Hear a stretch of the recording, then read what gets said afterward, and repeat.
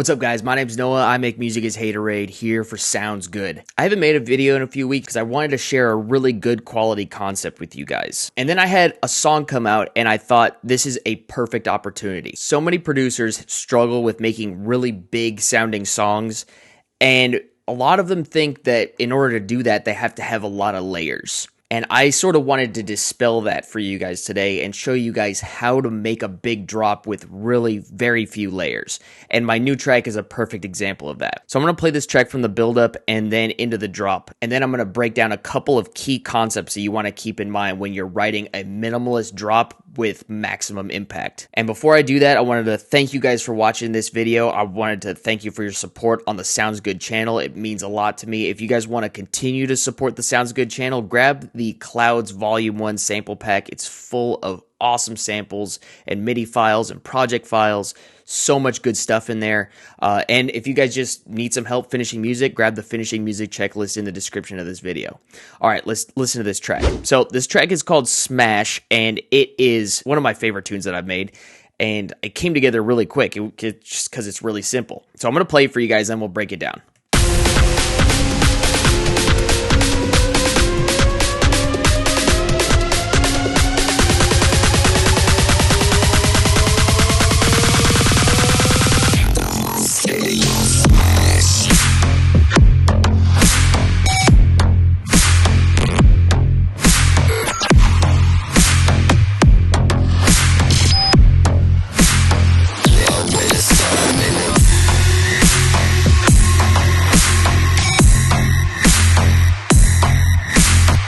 Okay, so you guys get the gist. So the first point I want to make is, in order for a really minimal sounding track to sound big, you need to have big drums. That's a super, super important part. And a lot of it just comes down to good sample selection and then using a transient shaper if you need. Additionally, too, I have a couple of shaper box side chains going on, which if you have a good side chain, that also helps reinforce those drums. My second point is keep the pattern simple and danceable. You don't want to get too complicated with stuff, because if it's not really digestible for your listener and it's not danceable, then it doesn't really make for good dance music, right? So, for instance, all I have here is just this sound. It's just a little bit of EQ, some soothe here, and then some post-processing here on the group with a fat rack, some saturator, and that's pretty much it. And then it's just reinforced down here with the sub.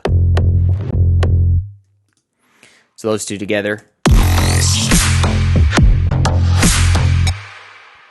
So keep that in mind when you're writing. Try to say, how can I simplify this? How can I achieve what I'm trying to achieve, but keep it simple? Now, up until this point, you might be thinking, well, duh, I know all that stuff. But still, when I write simple drops like this, they still feel empty and boring. And that's probably because you're missing ear candy. Ear candy is so important, too, when you're making really simple stuff, because it adds a little bit of extra interest. And I've got ear candy in a couple of places. You may have already heard it, but I'll walk you through it just in case. So the first part is this little washout thing. You can see it right here. This is a Bass Clef's Easy Washout. He gives this away for free. Highly recommended. It's all stock Ableton plugins. And basically, it's just like a reverb throw. You can hear. Without it,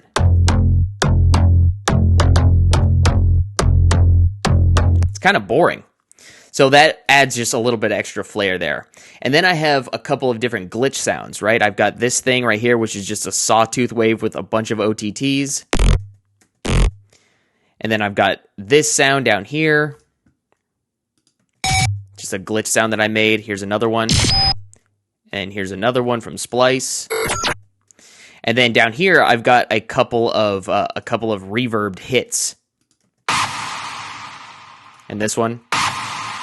And those sort of set the foundation. They set the background and give the mix a little bit of depth. And then down here, I've got another one. And then this one here. And then I've got this guy here.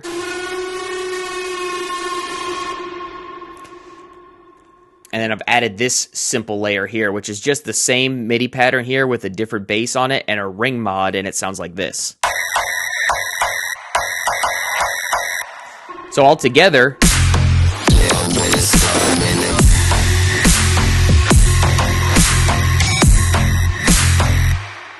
It really culminates into this big tune with not a whole lot of elements, right? We're plinking these things here and there that sitting in the gaps, and there's also a lot of reverb there to give the mix depth. So to recap, good drums, simple danceable pattern, and well-placed ear candy. I hope that was helpful for you guys. If it was, consider clicking like on this video and subscribing to the channel, and I'll see you guys next week.